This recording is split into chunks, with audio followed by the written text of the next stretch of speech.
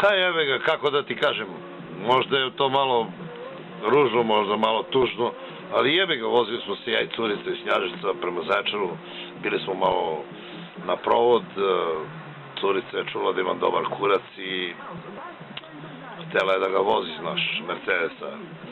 Ja sam je malo lizao tako usput, znaš, pipkao sam je za pičkicu, ima lepu pičkicu, znaš, ali čula je ona da imam dobar kurac, znaš, i htjela da je ga pokažem.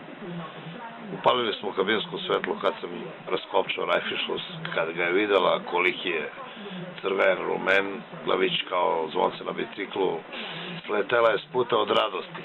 Našli smo se u kanalu. Nismo ni izlazili. Nastavili smo seks. Pičkici je već bila vruća i mokra je do kolena. Nosila je roze tangi gaćice, popela se na njega, počela da ga jaši kad je videla kako je lep.